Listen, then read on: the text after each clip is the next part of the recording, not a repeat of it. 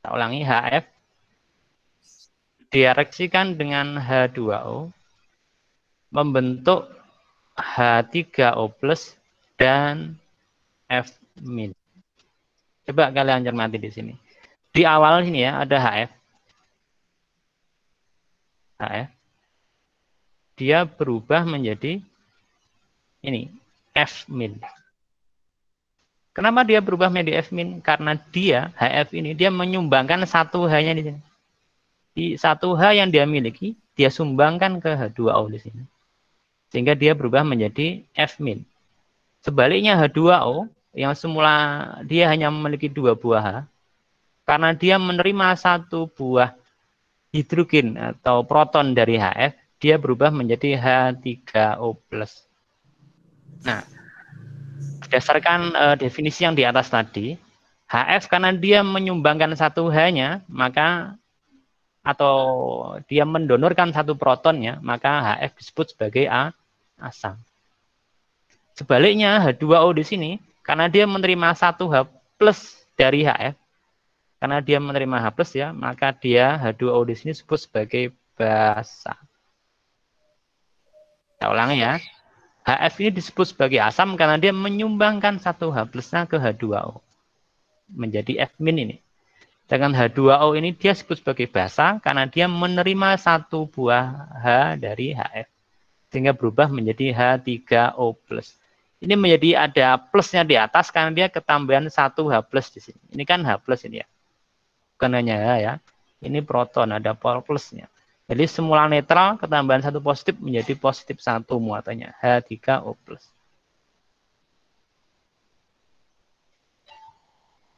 Nah, itu. Jadi jelas bahwa asam itu adalah yang donor proton, yang memberikan H+, dengan basa adalah yang proton akseptor atau penerima proton. Nah, berikutnya yang di ruas kanan, coba lihat. H3O+ ini kan awalnya dari H2O. Jadi basa yang telah menerima satu H+, dia disebut sebagai atau memiliki istilah lain menjadi namanya adalah asam konjugasi atau asam konjugat biasanya. Bisa ulangi ya, basa yang telah menerima satu buah H plus dari asam, dia berubah menjadi asam konjugat. Sebaliknya, asam yang telah melepaskan satu buah H plusnya menjadi ini disebut dengan basa konjugat. Bingung enggak ini kira-kira? Jadi saya ulangi ya. Asam yang telah kehilangan, jadi asam dikurangi satu H-nya, dia menjadi basa konjugasi. Tak singkat K saja. Sebaliknya basa yang telah ketambahan satu H plus, ada plusnya ya, itu disebut dengan asam konjugasi. Ini kesimpulannya ini ya. Nah, catat ini ya, penting. Jadi saya ulangi di depan, asam itu donor proton, basa itu penerima proton. Berikutnya asam yang telah kehilangan satu protonnya itu disebut dengan basa konjugasi. Sedangkan basa yang telah menerima satu proton atau H disebut dengan asam konjugasi. Yang ada tambahan konjugatnya atau konjugasi itu mesti di ruas kanan. Jadi tidak ada istilah di ruas kiri untuk yang konjugasi. Dengan yang hanya asam atau basa, dia mesti di ruas kirinya panah. Contoh lagi, saya carikan contoh dulu. Contohnya, bentar. Ada tidak ini ya? Oh ya ini contoh ya. Taruh bawah. Saya punya ini NH3. Bentar. Saya tak tambah slide aja. Dulu. Saya insert satu slide di sini.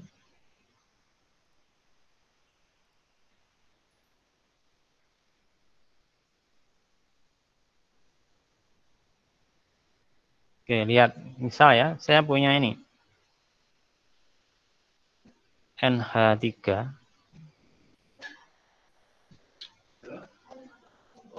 Saya ulangi ya. NH. Ini kenapa?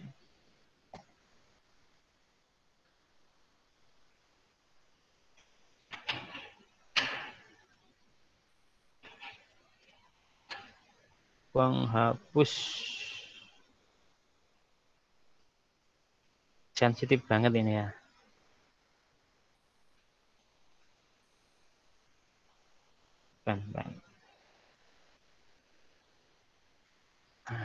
Oke. Contoh NH3 ditambah dengan H2O. Ini menjadi NH4 plus ditambah OH min.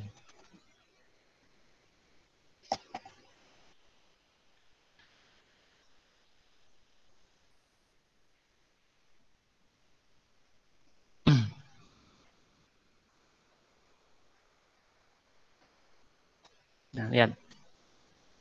Ini NH3, dia berubah menjadi NH4 plus. Dengan H2O, dia berubah menjadi OH min di ruas kanan. Dalam persamaan ini, kira-kira siapa yang bertindak sebagai asam, siapa yang bertindak sebagai basa? Berdasarkan teorinya Bronsted-Lowry. Ayo, asamnya siapa? Basanya siapa? Kembali ke definisi awal ya, bahwa asam itu adalah donor proton, sedangkan basa itu adalah proton akseptor atau penerima proton. Coba lihat di sini. NH3, semula di ruas kiri hanya ada 3. Berubah menjadi NH4 plus. Berarti dia menerima atau melepas H plus NH3 ini. Menerima. Dan semua 3 berubah ya, berarti menerima. Karena dia menerima proton, dia dikategorikan sebagai basa. NH. Berikutnya yang H2O, semula dia memiliki 2 buah H, berubah jadi OH min, hanya 1. Berarti yang semula punya 2 tinggal 1. Berarti dia telah menyumbangkan 1 H plusnya pada NH3.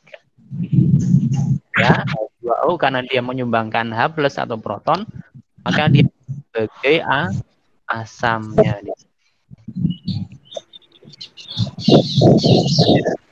Jadi NH3-nya di sini basa karena H plus dari H2O. H2O dia asam karena dia melepaskan protonnya ke NH3. NH3 yang telah menerima 1 H plus berubah jadi NH4-nya. NH4 ini kita sebut dengan asam konjugasi.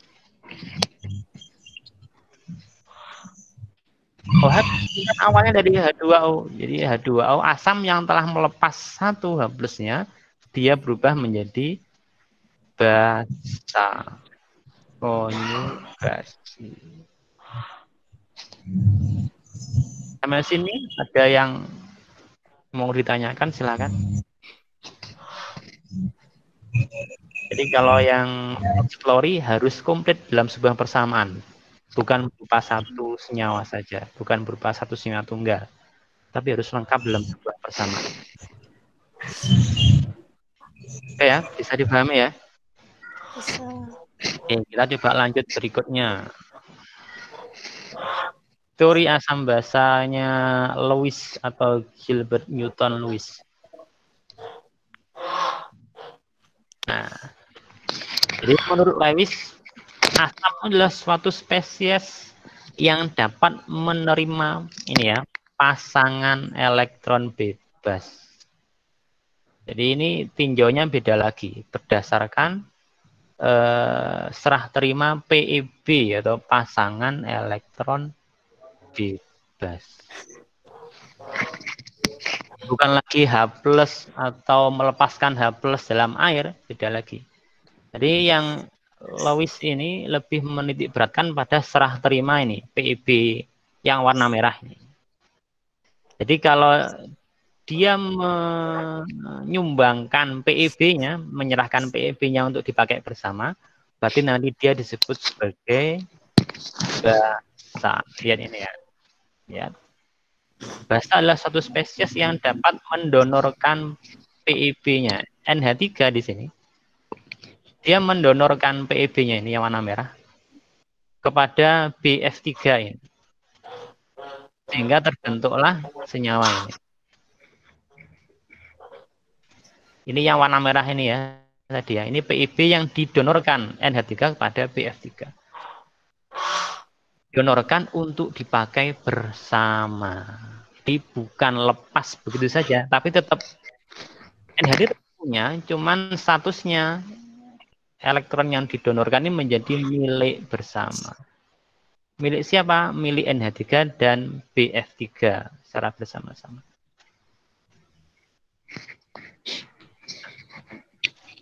Jadi bagian yang mendonorkan PEB atau pasangan elektron bebas ini kita sebut dengan basa. Sedangkan yang menerima PEB ini sebagai asamnya. Asam. Jadi konsepnya berbeda dengan punyanya Arrhenius dan punyanya Bronsted-Lowry. Saya ulangi ya, basa itu yang menyumbangkan PEB-nya untuk dipakai bersama, dengan asam itu yang menerima PEB. Hasilnya ini apa? Asam basa Lewis. Hasilnya bukan lagi garam atau asam atau basa. Ini sudah berubah namanya. Ada nama baru untuk produknya di ruas kanan. Namanya adalah EDAK. Namanya ini ya. Ini istilah baru. Banyak EDAK. Jadi hasil pencampuran asam basa Lewis ini adalah EDAK atau hasil penggabungan namanya. Ini terbatas sekali, jadi nanti yang akan lebih banyak dibahas itu yang teorinya Arrhenius. Jadi kita sudah belajar mengenai 3 tadi ya, Arrhenius, kemudian Bronsted-Lowry, yang ketiga adalah Gilbert Newton Lewis atau asam basanya Lewis. Nanti yang paling banyak dibahas, yang ada perhitungannya hanya asam basanya Arrhenius. Sedangkan yang Bronsted-Lowry tidak pakai hitung-hitungan. Begitu juga dengan yang Lewis juga tidak ada hitung-hitungannya. Ini ya. BF3 sebagai asam karena dia menerima PEB dari NH3. Dan NH3 itu basa karena memberikan PEB pada BF3. Nah, sekarang tadi hanya sebatas teori saja, ada 3 tadi. Sekarang kita akan masuk ke konsep pH. Perhitungan pH itu bagaimana sih kan? Nah, bisa kalian baca di sini bahwa misalnya ada jeruk nipis, ada cuka, sama-sama asam semua itu. Tapi tingkat keasamannya nggak sama. Jeruk nipis, cuka, dan apalagi ya, keringat kalian itu juga mungkin sama ya, yang asam-asam itu ya. Itu sama asam, mereka memiliki tingkat keasaman yang tidak sama. Nah, untuk menyatakan tingkat keasaman ini, kita menggunakan istilah pH. Jadi pH ini menyatakan tingkat keasaman dari suatu zat. Jadi kalau definisinya, pH itu merupakan derajat keasaman yang digunakan untuk menyatakan tingkat keasaman dari suatu larutan. Itu pH. Bagaimana perhitungan secara matematisnya? Nah, ini. Secara matematis, pH itu dirumuskan dengan negatif logaritma dari ya ini ya, negatif logaritma dari H plus. Ini ada kurung kotak seperti ini, itu artinya adalah konsentrasi. Konsentrasi. Konsentrasi itu sama dengan molaritas. Disimbolkan dengan M besar. Contohnya ini ya. Contohnya ini ya. Ini ada larutan dengan konsentrasi H+.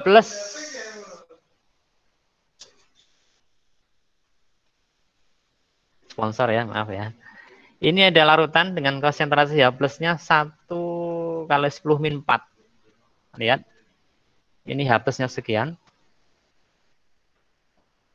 Berapa pH-nya? Nah, kita tinggal memanfaatkan rumus ini. pH sama dengan min log H plus. Jadi min log 1 kali 10 pangkat min 4. Ini pH-nya. Sama dengan berapa? Ini kalau kita... Halo? Ini di kelas sudah dapat konsep logaritma ya kalian? Matematika.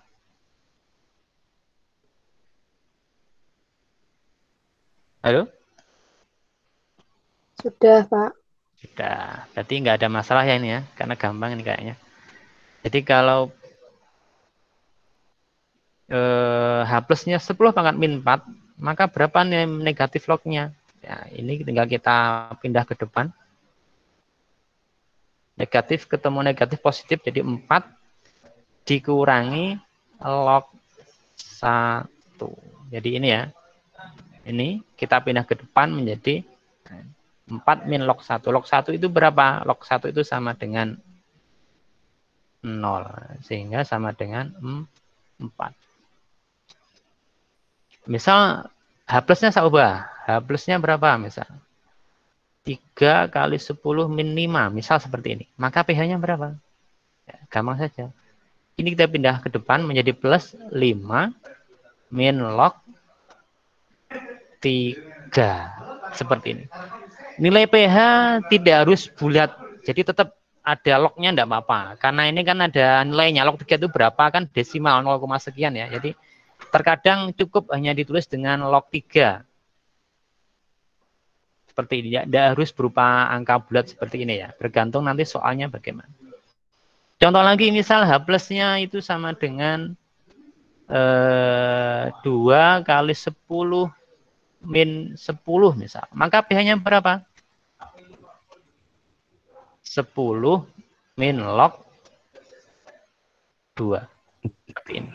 Sangat mudah. Ini perhitungan pH. Rumus pH sama dengan min log H plus ini berlaku untuk semuanya. Entah itu asam kuat ataupun asam lemah. Karena nanti ada istilah lain ya. Ada asam itu ada 2 kategorinya. Ada asam lemah, ada asam kuat. Semuanya, baik asam lemah maupun kuat, rumus pH-nya sama, itu min log H plus di sini. Oke, saya lanjutkan. Nah, sekarang seperti ini. Kita lanjut dengan menghitung pH larutan asam. Tadi depan saya singgung ada asam kuat, ada asam lemah.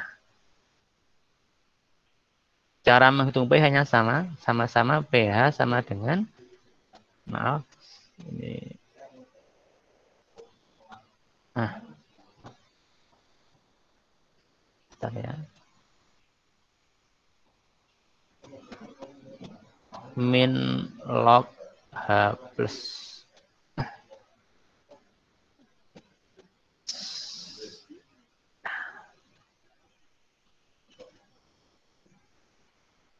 Min log H plus.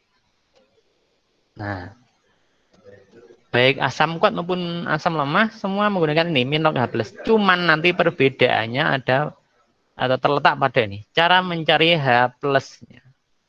Jadi sebelum masuk ke rumus ini, kita harus mencari H plusnya dulu bagaimana. Nah, ini yang membedakan antara asam lemah dan asam kuat. Untuk yang kuat, H plus itu dirumuskan dengan M dikali valensi asamnya. Perhatikan ya, untuk asam kuat, H plus sama dengan M dikali valensi asamnya. M ini apa? M ini konsentrasinya. Nah, ini M-nya. Sedangkan valensi asam ini apa tadi? Valensi asam ini merujuk pada jumlah H plusnya ada berapa. Sini. Hanya ada 1. Berarti untuk HCl yang 0,01 kita bisa mencari H plusnya itu sama dengan M. M-nya berapa? 0, maaf. Ya,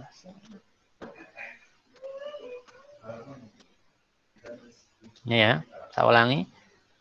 H plusnya sama dengan M-nya 0,01 dikali dengan valensinya, valensi asamnya, jumlah H-nya 1 di sini. Berarti sama dengan dikali 1.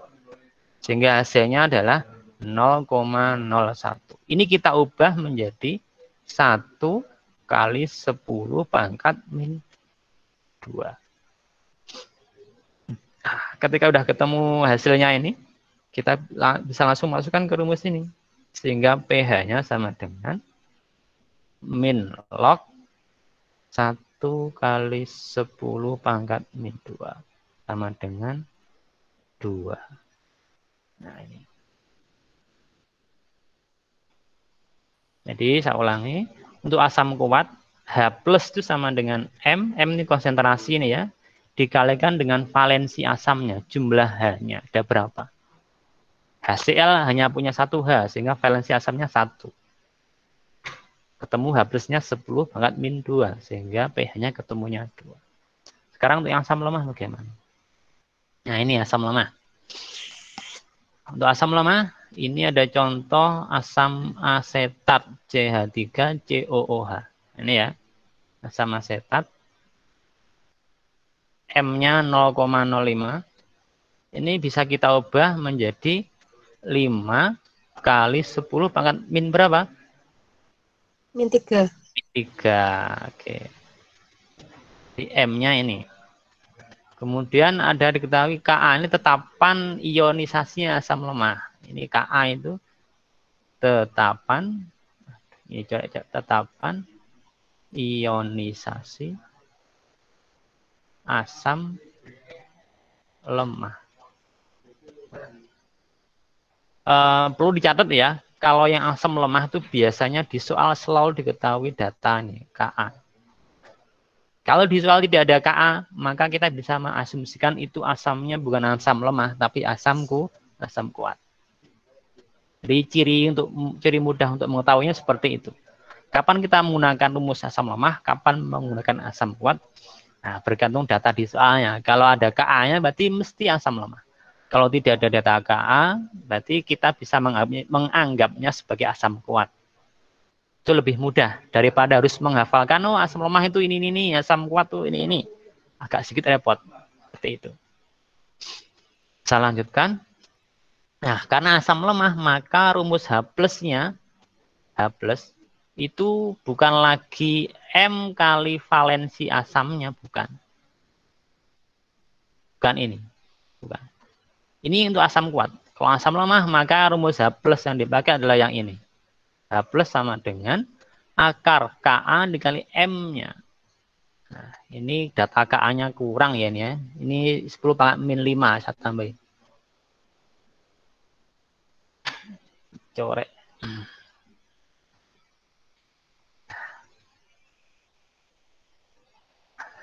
Ini ya. Ini 5.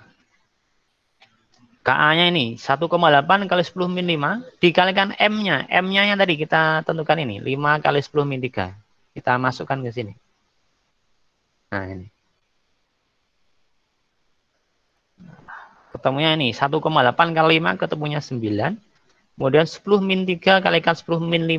Nah, ini sama aja dijumlahkan ya. Min 5 tambah min 3 itu sama dengan min 8. Hasilnya adalah akar 9 kali 10 pangkat min 8. Akar 9 itu sama dengan 3. 10 min 8 itu akarnya adalah 10 min 4. Jadi ketemu H plusnya sama dengan 3 kali 10 min 4. Ketika H plusnya sudah ketemu, maka untuk mencari pH sama. Balik lagi ke sini. pH sama dengan min log H plus. H plusnya 3 kali 10 min 4.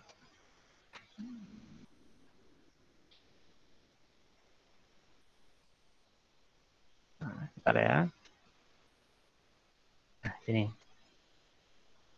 Sehingga min log 3 kali 10 min 4. Ini sama dengan 4 min log 3. Inilah pH dari asam asetat di atas ini. Nah, jadi saya ulangi, untuk menghitung pH itu sama rumusnya, baik asam lemah maupun kuat, yaitu pH sama dengan min log H+. Letak bedanya hanya pada saat mencari H+ saja. Kalau yang kuat tadi, asam kuat, ini kesimpulannya ya. H+ itu sama dengan M kali valensinya, valensi asam. Kalau yang asam lemah, H+ sama dengan akar Ka kali M-nya. Letak perbedaannya hanya di situ. Oke. Bisa membedakan ya sekarang ya, kapan kita harus memakai rumusnya asam lemah, kapan menggunakan asam kuat. Oke, sampai sini ada pertanyaan? Sudah mulai bosan?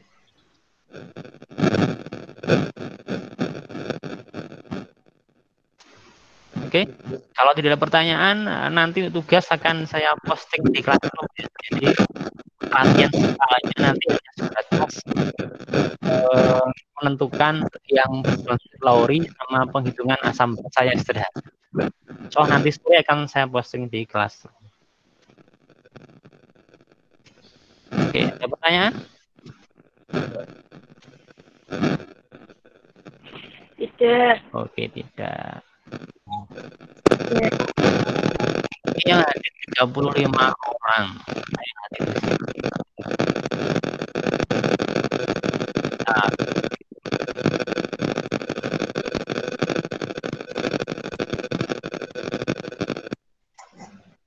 oke. Tolong semua videonya dihidupkan ya. Kita coba. Saya foto. Saya pengen ngambil dokumentasi. Semua dihidupkan. Like.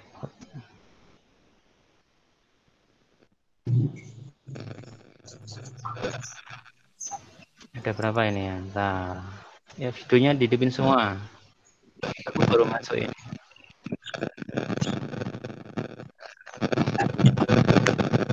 Oke ya.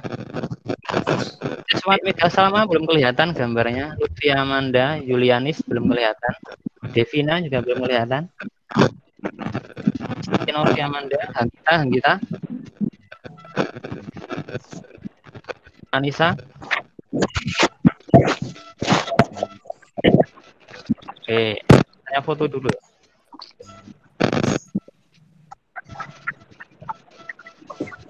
Riki, jangan tutup wajahnya, Riki. Nah, malah delik kan. Ananda Dwi Ariano masih belum kelihatan wajahnya.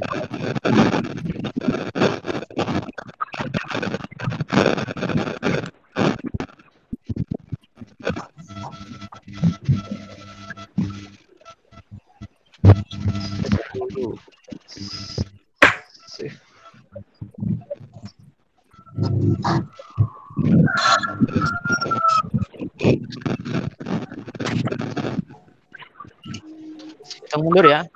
3, 2, 1.